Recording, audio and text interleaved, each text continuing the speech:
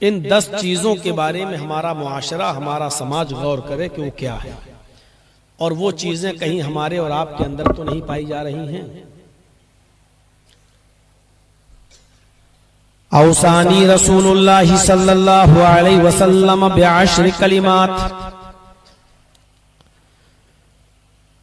मुआज़ इब्न जबल फरमाते हैं कि नबी अकरम सल्लल्लाहु अलैहि वसल्लम ने मुझे 10 बातों की वसीयत की।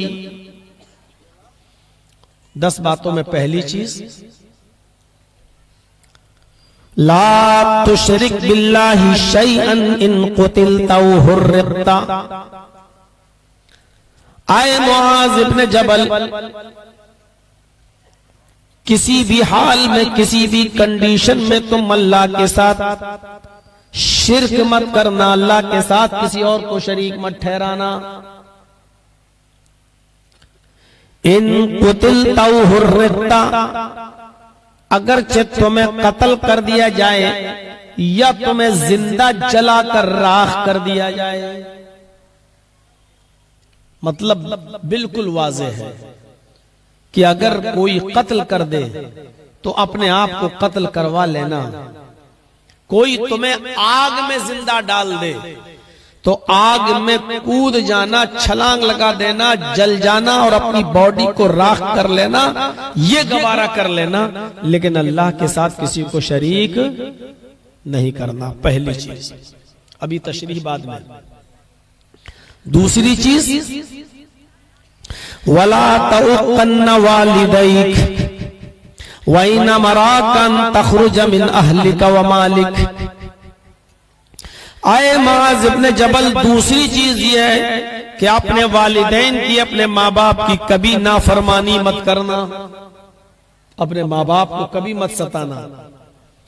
अगरचे वैन मराकन तखरुज मिन अहलिका व मालिक, अगरचे तुम्हें तुम्हारे माँ बाप इस बात का हुक्म दें कि तुम अहल व अयाल को छोड़ दो और मालो दौलत से बेदखल हो जाओ, तुम्हें मालो दौलत से दूर कर दें और तुम्हें अहल व अयाल, बीवी बच्चों से दूर करने का हुक्म दें,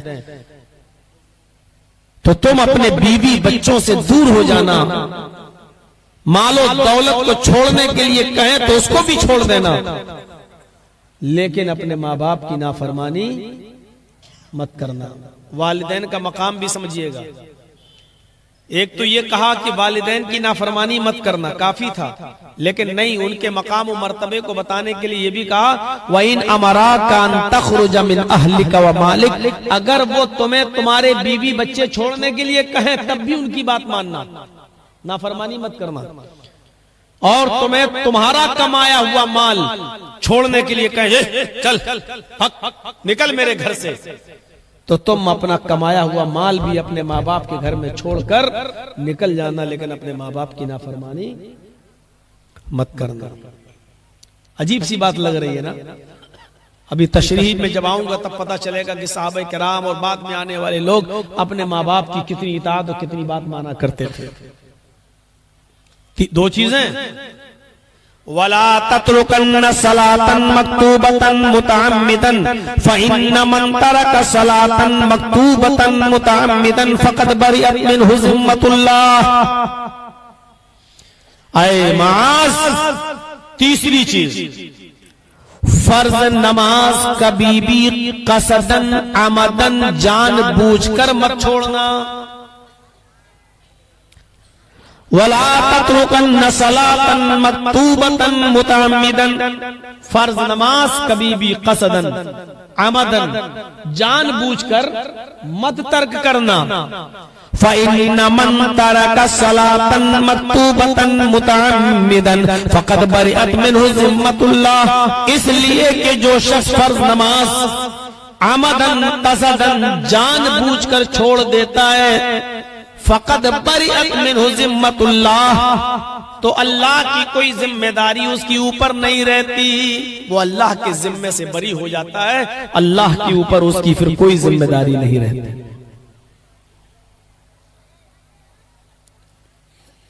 आप जैसे बोलते नहीं है भाई, अपने सामान की खुद हिफाजत करो, अगर स्टेज से कोई चीज गायब हो गई तो कमेटी उसकी जिम्मेदार नहीं होगी, यानी पल्ला झाड़ लिया।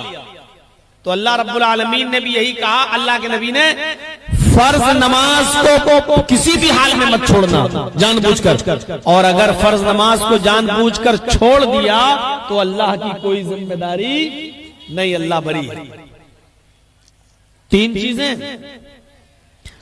वला तशरबन खमरन फइन्नहु रासु कुल्ल फाहिशा।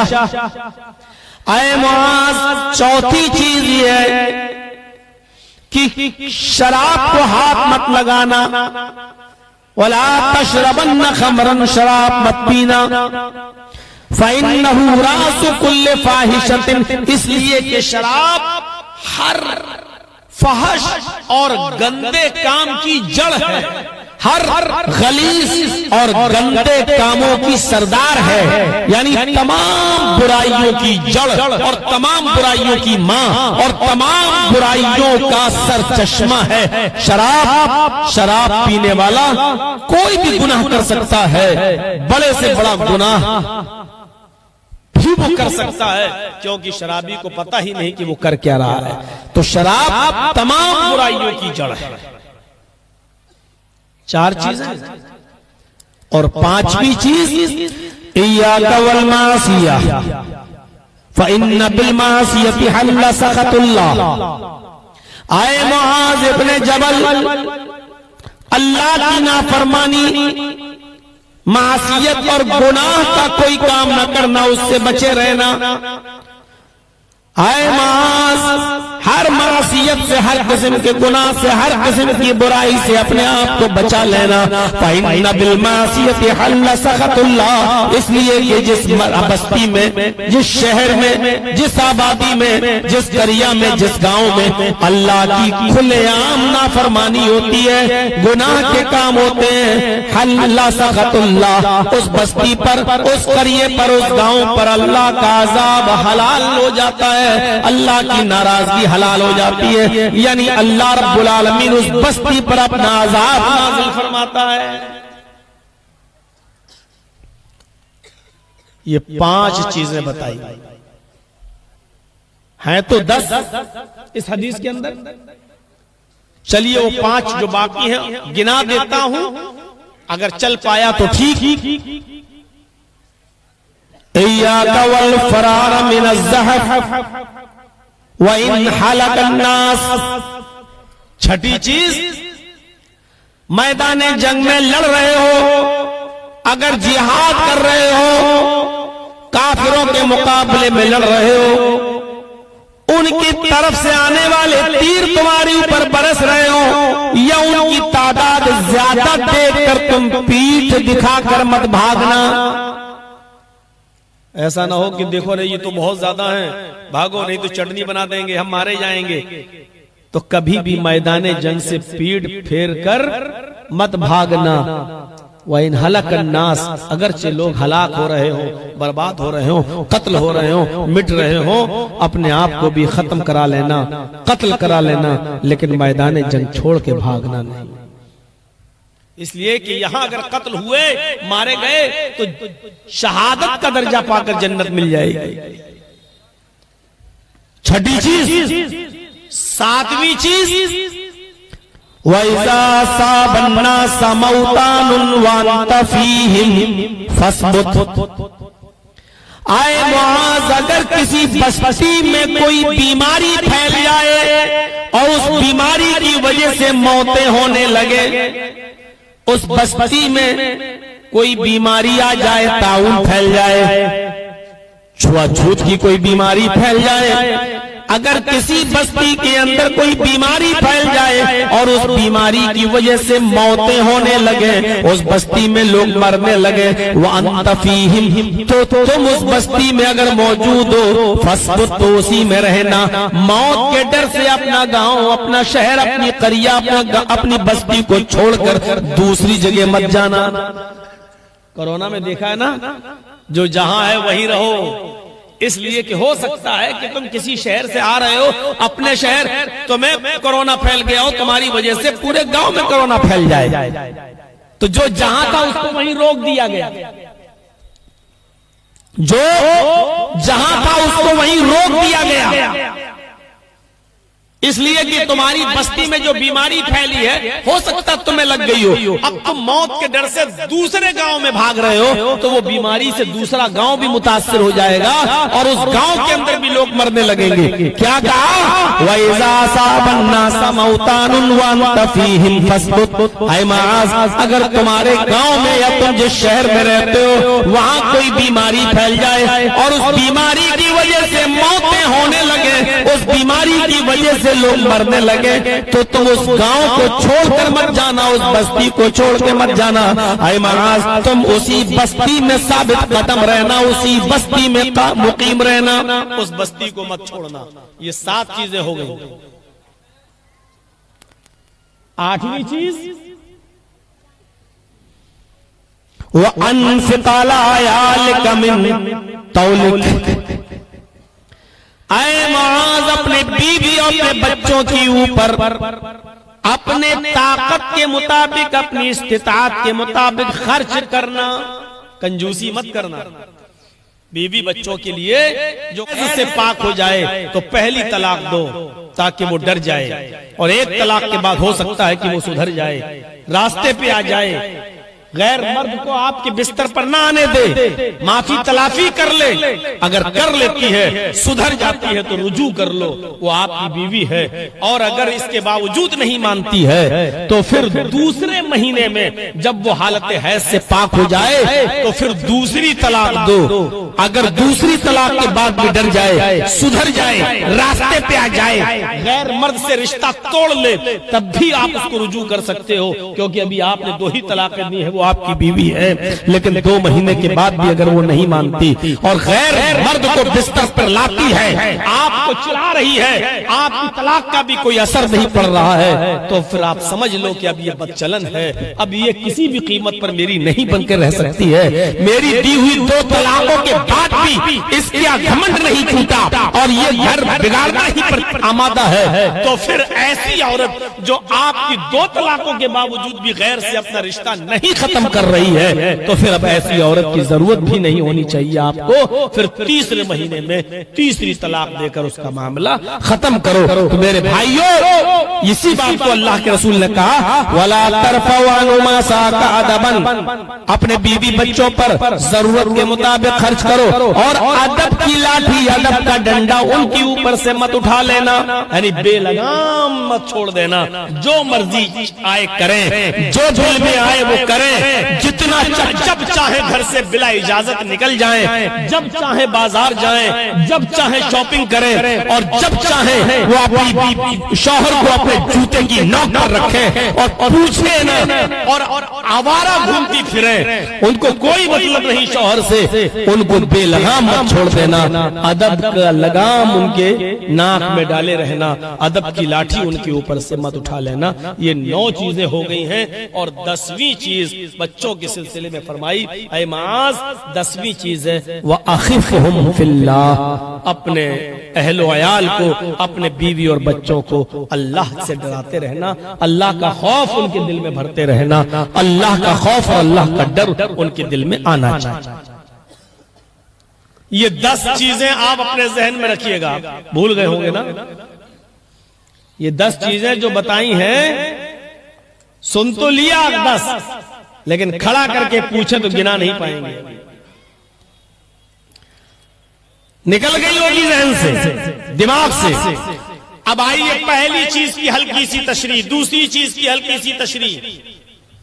अरे वो इतनी दूर से आ रहे हैं, वहां से ले लो, दूसरा आदमी लेते हुए आ जाए, कुरान सबकी सफे चीरते हुए आएंगे, लाइए पहुंचा दीजिए। आप लोग लेते रहिए और आगे बढ़ाते रहिए। तो पहली चीज क्या बताई अल्लाह के नबी सल्लल्लाहु अलैहि वसल्लम ने, मास ला तुशरिक बिल्लाहि शैअन इन कुतिलता व हुर्रिता। आए मास, अल्लाह के साथ कभी भी किसी भी हाल में शिर्क मत करना, दूसरे को शरीक मत करना। इन कुतिलता व हुर्रिता, चाहे तुम्हें कत्ल कर दिया जाए या जला दिया जाए। अब एक मसला याद रखिएगा, यहां पर मजबूरी में भी शिर्क करना जायज नहीं है। अगर कोई तुम्हारी गर्दन पर तलवार रखकर शिर्क कराए तब भी जायज नहीं है। हाँ, जान बचाने के लिए अगर कोई कलमे कुफ्र अदा कराता है तो कलमे कुफ्र तो जबान से निकाल सकते हो, लेकिन शिर्क नहीं कर सकते। मसलन कोई ये कहे कि किसको मानते हो? अल्लाह को। अल्लाह का इनकार कर, नहीं करूंगा। अल्लाह का इनकार कर, नहीं करूंगा। उसने तलवार रख दी मेरी गर्दन पर। ए जर्जी साहब, अल्लाह का इनकार कर रहे हो कि नहीं कर रहे हो? अगर अल्लाह का इनकार नहीं करोगे तो मैं मार दूंगा। यहां अपनी जान बचाने के लिए अल्लाह का इनकार करना जायज है। अपनी जान बचाने के लिए यहां अल्लाह का इनकार करना जायज है, लेकिन दिल से नहीं, जबान से। दिल में यही होना चाहिए, नहीं बस मेरी जान बच जाए, मेरा ईमान तो अल्लाह पर है, लेकिन जान बचाने के लिए अल्लाह का इनकार करना यहां जायज है, वो भी सिर्फ जबान से, दिल से नहीं। दिल मुतमईन नहीं होना चाहिए अल्लाह के इनकार पर, जबान से हाँ ठीक है अल्लाह नहीं, चलो ठीक है अल्लाह का इनकार कर दिया, बस अब तो खुश हो, उसने छोड़ दिया। जान बचाने के लिए इतना कर सकते। लेकिन अगर वो शख्स ये कहे मुझे सजदा कर तब मैं तुझे छोड़ूंगा, तो ये शिर्क है, ये शिर्क है, ये जायज नहीं है। अगर वो गर्दन पे तलवार रख के कहे अगर मुझे सजदा नहीं किया तो मैं तेरी गर्दन काट दूंगा, तो यहां अल्लाह के नबी कहते हैं कुतिलता हुर्रिता, अगर तुम्हारी गर्दन कटती है तो कटा लेना, लेकिन अल्लाह के अलावा किसी गैर को दूसरे के सामने सजदा नहीं करना। दोनों चीजों में फर्क समझ रहे हैं ना? मसलन अगर कोई आदमी आपको बांध दे और लाठी डंडे मारे और आप समझ लो कि अब मेरी लिंचिंग हो रही है, मुझे मारा जाएगा, अब मुझे कत्ल किया जाएगा, और बिल्कुल नहीं बचेंगे। अब वो ये कहता कि जय श्री राम बोलो तब मैं तुझे छोड़ूंगा, और आपको मालूम है कि जय श्री राम कहने से मेरी जान बच सकती है, तो जय श्री राम बोलकर अपनी जान बचा लो। लेकिन अगर वो ये कहे कि मुझे सजदा कर या मेरे आका को सजदा कर या मेरे भगवान को, मोदी या योगी को सजदा कर या मेरे बॉस को सजदा कर तब मैं तुझे छोड़ूंगा, बोल सजदा करेगा? तो यहां पर अपने आप को कत्ल करा लेना, लेकिन किसी गैर के सामने सर नहीं छोड़ना। हदीस में आता है कि साहबी ने कहा अल्लाह के रसूल अगर जंगल में कोई आदमी कहे कि अल्लाह का इनकार कर दे तब मैं तुझे छोड़ूंगा, तो क्या मैं अल्लाह का इनकार करके अपनी जान बचा लूं? अल्लाह के नबी ने कहा अल्लाह का इनकार करके अगर तेरी जान बच रही है तो तू अपनी जान बचा ले। उस सहाबी ने पूछा अल्लाह के नबी अगर वो ये कहे कि मुझे या मेरे सरदार को सजदा करो तो क्या मैं अल्लाह को छोड़कर उसको या उसके सरदार को सजदा करके अपनी जान बचा सकता हूँ? उस मौके पर अल्लाह के नबी ने फरमाया कुतिलता हुर्रिता, अगर तुझे कत्ल किया जा रहा तो अपने आप को कत्ल करा लेना, अगर तुझे जला कर राख किया जा रहा तो अपने आप को जला कर राख करा लेना, लेकिन अल्लाह के अलावा किसी दूसरे को सजदा मत करना। अल्लाह के रसूल ने पहली चीज क्या बताई? ला तुशरिक बिल्लाहि शैअन इन कुतिलता हुर्रिता, शिर्क मत करना। कलमे कुफ्र अदा करना तो जायज है मजबूरी में, वो भी दिल से नहीं जबान से, लेकिन मजबूरी में शिर्क करना जायज नहीं है। अगर कत्ल कर किया जाए हो जाओ, अगर जलाया जाए तो जल जाओ, जैसे फिरौन की बीवी आसिया, और जैसे उस औरत को देखो जिसके छोटे छोटे बच्चे, और जब आग में डाला जाने लगा तो एक बच्चा उसका छोटा सा कहने लगा माँ इस आग में जलने से क्यों डर रही हो? शिर्क करा रहा है, तुम्हें शिर्क नहीं करना है। वहां जन्नत को देखो तो छोटे से शीरख्वार बच्चे के मुंह से ये आवाज आई और उस मां ने आग में छलांग लगा दी और जलकर चुरमुरा गई। मेरे प्यारे साथियों, शिर्क नहीं करना है अगरचे आग में जला दिया जाए। हाँ, कलमे कुफ्र अदा करना जायज है, लेकिन शिर्क जायज नहीं है। इन्नल्लाह ला यग़फ़िरु अन युश्रक बिही व यग़फ़िरु मा दून ज़ालिका लिमन यशा। अल्लाह रब्बुल आलमीन फरमाता है, आए मेरे बंदो, मेरे पास जुआ, शराब, जिनाकारी, बदकारी, अय्यारी, मक्कारी और गुनाहों का बहुत बड़ा जखीरा लेकर आओगे, लेकिन शिर्क लेकर नहीं आए तो मैं चाहूं तो तुम्हें बख्श सकता हूं, मैं चाहूं तो तुम्हें माफ कर सकता हूं। लेकिन अगर तुम बहुत नेक अमाल करके आए, नमाजें पढ़ के आए, रोजे रख के आए, हज करके आए, ज़कात देकर आए, गरीबों की मदद करके आए, सदका और खैरात करके आए, बहुत सी नेकियां लेके आए, लेकिन साथ में शिर्क भी करके आए, अल्लाह के साथ मेरे साथ दूसरे को शरीक भी करते थे, तो मैं शिर्क को माफ नहीं करूंगा। इन्नल्लाह ला यग़फ़िरु अन युश्रक बिही, अल्लाह फरमाता है कि मैं शिर्क की मग़फ़िरत नहीं फरमाता हूं, मैं शिर्क करने वाले को माफ नहीं करूंगा। व यग़फ़िरु मा दून ज़ालिका लिमन यशा, और शिर्क के अलावा मैं जिसको चाहूंगा बख्श दूंगा, जिसको चाहूंगा बख्श दूंगा। अरे क्या होगा? जिना, शराब, जुआ, ये सब गुनाह लेके आए, लेकिन शिर्क नहीं करते थे। तौहीद पर मौत हुई तो अल्लाह रब्बुल आलमीन इन गुनाहों की सजा जहन्नम में दिला देगा। ऐ फरिश्तों, मेरे इस बंदे को जहन्नम में ले जाओ। जुआ खेलता था, सजा दे दो। शराब पीता था, सजा दे दो। जुआ खेलता था, सजा दे दो। सूद और ब्याज खाता था, सजा दे दो। सजा देने के बाद कहेगा अल्लाह इसको निकाल लो, अब इसको जन्नत के अंदर दाखिल कर दो, इसलिए कि मेरा बंदा तौहीद पर मरा है, मेरे साथ किसी को शरीक नहीं करता था, गुनाह उसने दुनिया में किए, उसकी सजा उसको मिल गई, लेकिन मेरे अलावा किसी को सजदा नहीं करता था, मेरे अलावा किसी के सामने दामन नहीं फैलाता था, मेरे अलावा किसी के सामने भीख नहीं मांगता था, मेरे अलावा किसी से दस्त सवाल दराज नहीं करता था, इसलिए मेरे बंदे को अब मैं बख्श रहा हूं, उसको जन्नत के अंदर दाखिल कर दो। गुनाहगारों को उनके गुनाहों की सजा मिलेगी, लेकिन बाद में वो निकाल लिए जाएंगे। फरमाया मन काना फी क़ल्बिही मिस्क़ालु ज़र्रतिन, जिसके दिल में राई के दाने के बराबर भी अगर ईमान होगा, राई के दाना, सरसों का दाने के बराबर भी ईमान बाकी होगा, और उसने शिर्क नहीं किया होगा, तो अल्लाह रब्बुल आलमीन उसको जहन्नम से निकाल कर जन्नत के अंदर दाखिल कर देगा, लेकिन शिर्क करने वाले को नहीं। मुस्नद अहमद की वो रिवायत आपके सामने आई होगी, कभी सुना होगा उलमा से।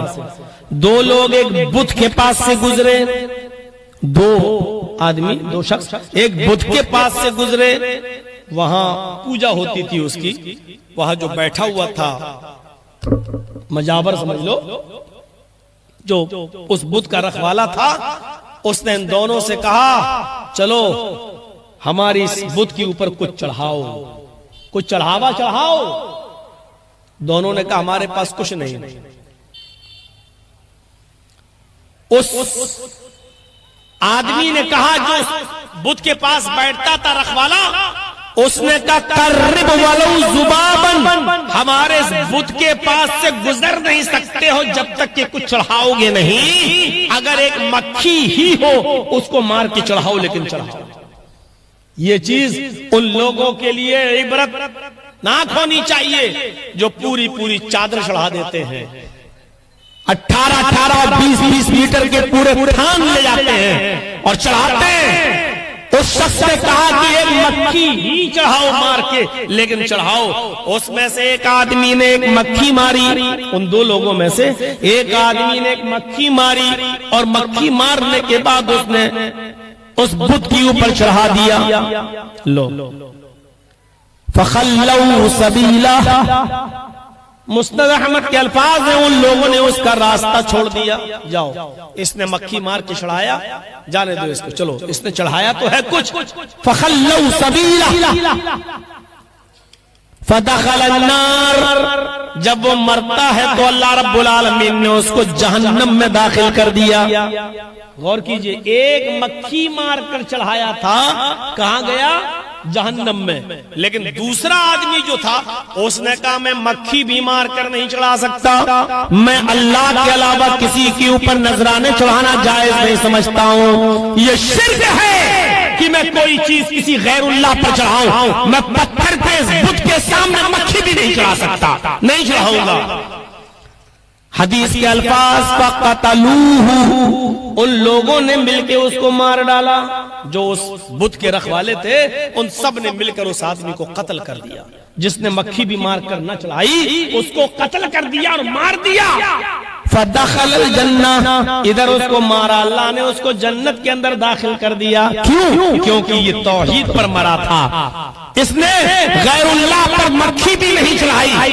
हदीस का ये वाकया हमें चीख चीख कर ये बताता है कि एक मक्खी भी गैरुल्लाह के नाम पर नहीं चढ़ाई जा सकती है। यहाँ तो मुर्गे चढ़ते हैं, बकरे चढ़ते हैं, बीवी घर में पहनने को साड़ी नहीं, माँ के पास पहनने को कपड़ा नहीं, लेकिन बाबा के आस्थानों पर 20-20 मीटर के थान चढ़ते हैं, उनको नई नई चादरें पेश की जाती हैं। ये हदीस बतला रही है कि एक मक्खी मार कर चढ़ाने वाला जब जहन्नम में चला गया तो मेरे भाइयों उन लोगों का क्या हाल होगा जो 20-20 और 25-25 मीटर के पूरे चादरें और कपड़े और थान चढ़ा देते हैं, बकरे चढ़ा देते हैं और मुर्गे चढ़ा देते हैं, गोश्त चढ़ा देते हैं गैरुल्लाह के नाम पर। उनका क्या?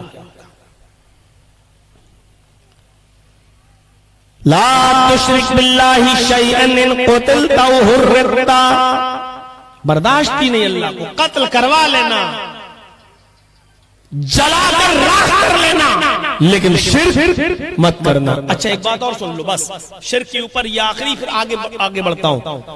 आप कितनी भी नमाजें पढ़ लें, कितने भी हज कर लें, कितनी भी ज़कातें दे दें, कितना भी अच्छा काम कर लें, लेकिन अगर शिर्क करते हैं तो वो अमल बेकार, वो अमल बेकार। दुनिया में सबसे ज्यादा मोतबर शख्सियत, मोतबर हस्ती मोहम्मदुर रसूलुल्लाह सल्लल्लाहु अलैहि वसल्लम की है। अल्लाह ताला ने मोहम्मदुर रसूलुल्लाह से भी क्या कहा? और सुनो मेरे साथियों, सुनो, बहुत आसान है ना, आज बड़ी आसानी के साथ कह देते हो।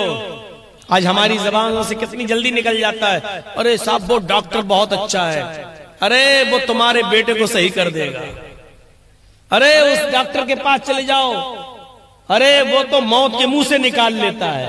हम लोग आम जबानों में ये जुमले बोलते हैं। मेरे भाइयों इन जुमलों से बचो, जहां तक हो सके बचो। ये कहो कि अल्लाह ने उस डॉक्टर की दवा में बड़ी शिफा रखी है, उसके पास ले जाओ, अल्लाह रब्बुल आलमीन उस डॉक्टर की दवा से इंशाअल्लाह आपके बेटे को शिफा देगा, आपकी माँ को शिफा देगा। कोशिश करो कि ये जुमले निकले। अल्लाह ताला ने अपने नबी से भी क्या कहा और किससे? अपने नबी जनाब मोहम्मद रसूलुल्लाह सल्लल्लाहु अलैहि वसल्लम से। अल्लाह ने क्या फरमाया? ला इन अशरकता ला यहबतन्ना अमलुक, कुरान पढ़िए। ला इन अशरकता ला यहबतन्ना अमलुक लतकूनन्ना मिनल खासिरीन। कोई आयत के तर्जमे पर गौर कर ले तो सोचो कि अल्लाह ताला ने नबी से भी क्या कहा? आए मोहम्मद सल्लल्लाहु अलैहि वसल्लम, आए मेरे हबीब, आए मेरे नबी, ला इन अशरकता ला यहबतन्ना अमलुका, अगर आप शिर्क करेंगे तो आपके अमल भी बर्बाद हो जाएंगे। ला यहबतन्ना अमलुका, आपके अमल भी रायगा हो जाएंगे। ला इन अशरकता ला यहबतन्ना अमलुक, अगर आप शिर्क करेंगे तो आपके अमलों को भी बर्बाद कर दिया जाएगा, आपके अमल भी मिट जाएंगे। लतकूनन्ना मिनल खासिरीन, और आप भी नुकसान उठाने वालों में से हो जाएंगे। अल्लाह को शिर्क इतना नापसंद है कि वो अपने नबी से भी ये कह रहा है कि आए नबी, अगर आपने शिर्क किया तो आपकी नमाजें, आपके रोजे, आपके हज, आपकी ज़कातें, आपका सदका सदका और खैरात और आपके सारे दीनी काम और अच्छे अमल ये भी बर्बाद कर दिए जाएंगे, हम इनको बर्बाद कर देंगे। यानी शिर्क और तौहीद दोनों एक साथ जमा नहीं हो सकता है, आग और पानी दोनों एक साथ जमा नहीं हो सकता है। इसी तरीके से शिर्क और तौहीद दोनों एक साथ जमा नहीं हो सकता है।